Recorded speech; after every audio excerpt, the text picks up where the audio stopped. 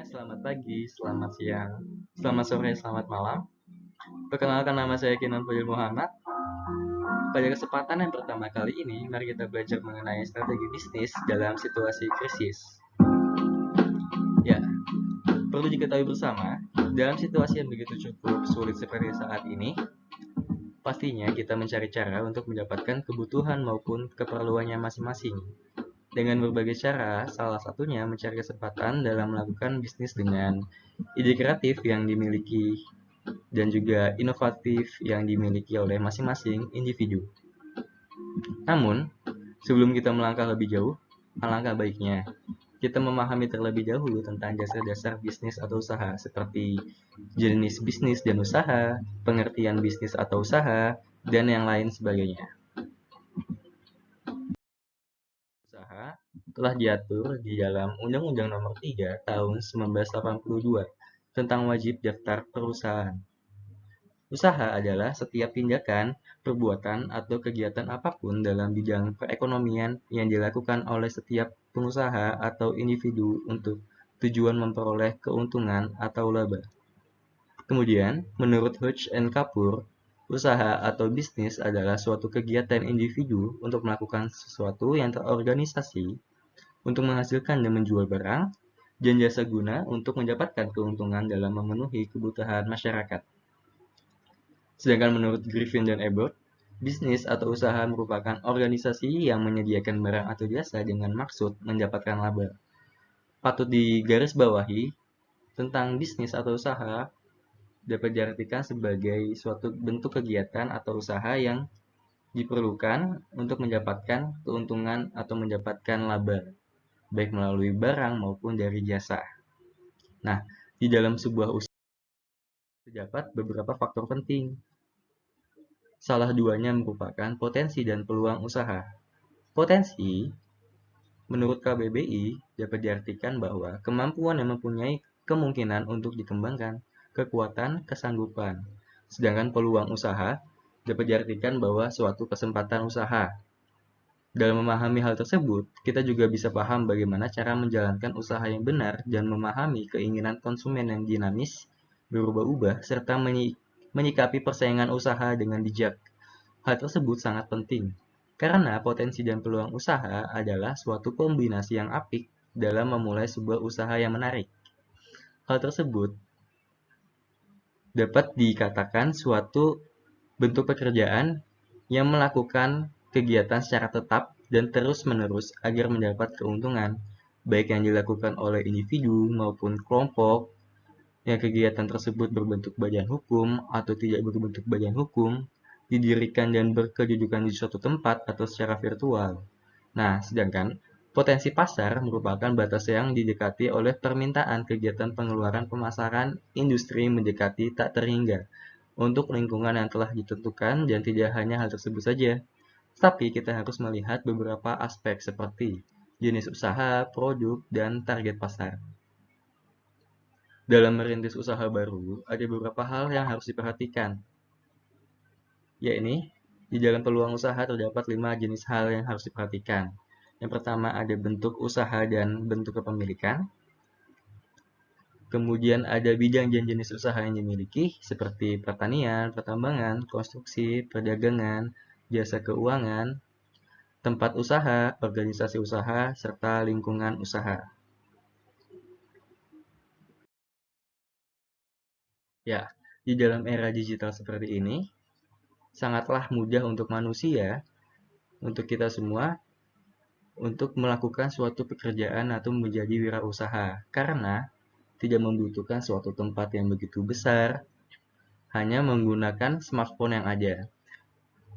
Di sini, era digital memberikan dampak lebih, karena tidak perlu bekerja dengan begitu banyak jerih payah tenaga fisik, khususnya yang dikerahkan, demi mendapatkan finansial dana. Nah, dibantunya melalui konektivitas jaringan ataupun relasi membuat manusia menjadi dimudahkan dalam bekerja, sehingga lebih menggunakan ide-ide kreatif serta inovatif untuk mencari cara bagaimana berbisnis dan menjadi wirausaha. Bisnis yang dilakukan oleh berbisnis melalui virtual dapat berupa sebagai blog management, kemudian content creator, web designer, freelance, blogger, kemudian ada juga sebagai pembuka toko online yang lainnya. Menurut penelitian, Indonesia di era digital dalam total populasi sebanyak 272,1 juta di tahun 2019 dengan smartphone atau gawai yang terkoneksi sebanyak 338,2 juta, dengan pengguna internet sebanyak 175,4 juta, dan pengguna media sosial yang aktif sebanyak 160 juta. Hal tersebut memiliki sebagai peningkatan yang signifikan dari tahun 2019, dengan total populasi sebanyak 1,1% kenaikan, gawai yang terkoneksi sebanyak 4,6%, pengguna internet sebanyak 17%, dan juga pengguna media sosial yang sebanyak 8,1%. Jika dibandingkan pendapatan jenis barang sepanjang 2019 dan 2018, barang yang dibeli oleh konsumen, 54% kebanyakan membeli fashion dan skincare, 48% elektronik, 60% sebanyak 60% makanan dan kebutuhan pribadi, di furniture sebanyak 57%, mainan dan hobi 67%, video game 7,8%, musik sebanyak 5,7%, serta traveling sebanyak 15%. Hal tersebut menjadikan suatu langkah yang begitu menarik, karena di dalam toko online sendiri tidak perlu banyak menggunakan begitu besar modal ataupun dana. Dengan banyaknya marketplace yang memiliki label unicorn, bahkan ada juga yang dekakorn, itu menandakan bahwa di tempat tersebut atau pasar tersebut makin maraknya keramaian seperti pasar yang ada pada umumnya. Yang mana berarti makin menjamurnya khalayak umum menelusuri pasar tersebut. Hal ini, perilaku berbelanja online sudah menjadi kebiasaan banyak orang, terutama di tengah kondisi pandemi seperti saat ini. Apalagi Indonesia merupakan pasar e-commerce terbesar di Asia Tenggara. Menurut data We Are Social dan Hootsuite, sekitar 90% pengguna internet di Indonesia pernah berbelanja online. Pada tahun 2019, nilai kapitalisasi pasar e-commerce di Indonesia mencapai 21 miliar US dollar atau sekitar 294 triliun. Kemudian diprediksi pada tahun 2022 memiliki kenaikan yang signifikan sebanyak 40 miliar US dollar. Nah, faktor-faktor tersebut terdapat beberapa faktor yang mempengaruhi pesatnya perkembangan e-commerce di Indonesia. Di tahun 2020, e-commerce pertumbuhannya memiliki peningkatan yang cukup pesat dibandingkan 2019 dengan 15 juta smartphone yang terkoneksi dan 25 juta internet user. Hal ini mempertegas bahwa pentingnya visibilitas bisnis di internet dengan menggunakan strategi digital marketing. Selain itu, pertumbuhan pengguna aktif media sosial menunjukkan semakin besar konsumen potensial yang bisa kamu raih menggunakan marketing media sosial. Hal tersebut menjadikan suatu daya pikat bagi orang untuk melakukan kegiatan jual beli di berbagai marketplace yang telah ada sampai saat ini.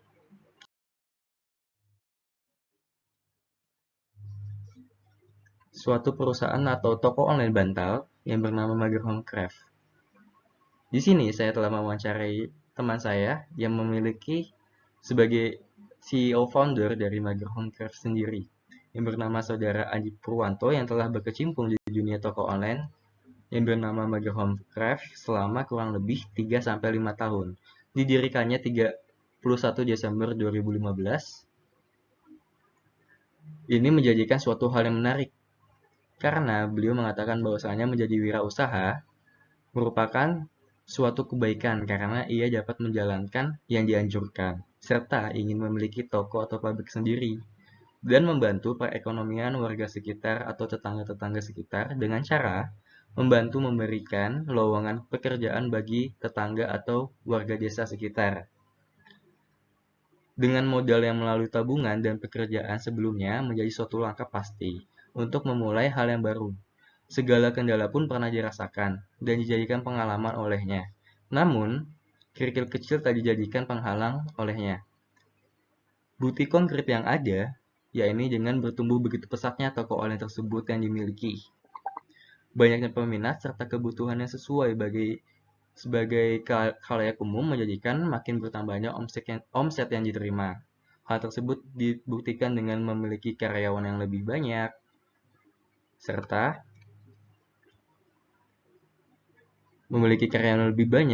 pabrik yang lebih besar dibandingkan sebelum-sebelumnya. Nah, banyaknya barang yang diproduksi pun juga menjadi suatu kenaikan yang signifikan. Di sini dapat ditelaah bahwasanya produk tersebut telah memiliki 185 jenis dengan pengikut sebanyak 23.000 orang, 23.000 akun sosial media, 23.000 akun di marketplace. Kemudian di sini dengan beberapa macam kategori yang ada. Nah, perusahaan Batak tersebut menjadikan suatu perusahaan yang begitu menarik bagi saya. Apalagi dengan penggunaan online sehingga tidak menggunakan begitu banyak tempat dan juga tidak menggunakan begitu banyak tenaga yang diperlukan.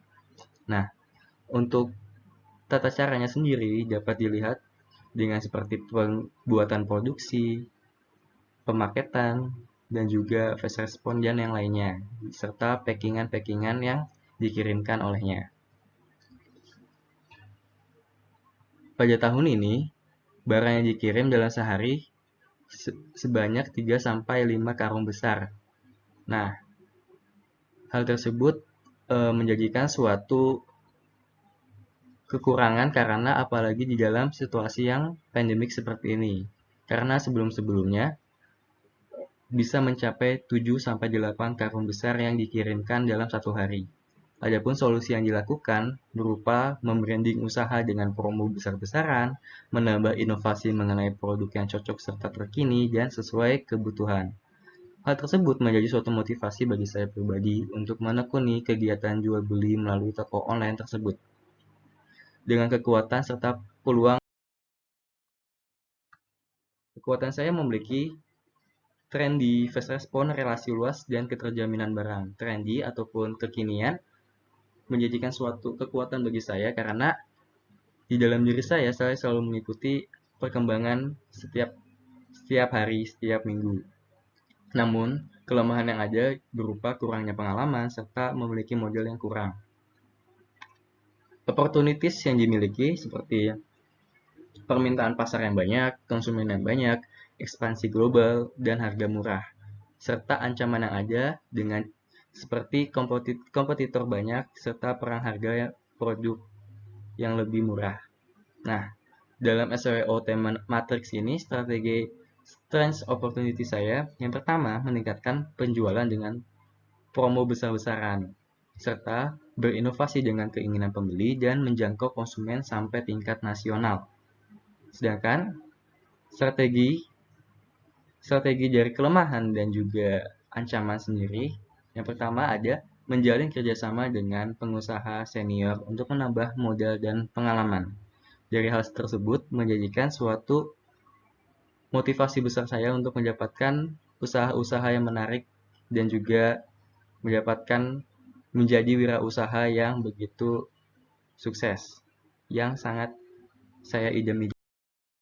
Cukup sekian dari saya. Terima kasih kepada Saudara Ani Purwanto yang telah memberikan begitu banyak pencerahan untuk saya. Dan juga terima kasih kepada teman-teman semua yang telah bersedia untuk menonton video yang saya buat. Untuk kritik dan saran, kolom komentar terbuka secara lebar. Mohon maaf apabila banyak kesalahan kata yang saya ucapkan. Stay tune terus. Keep healthy. See you.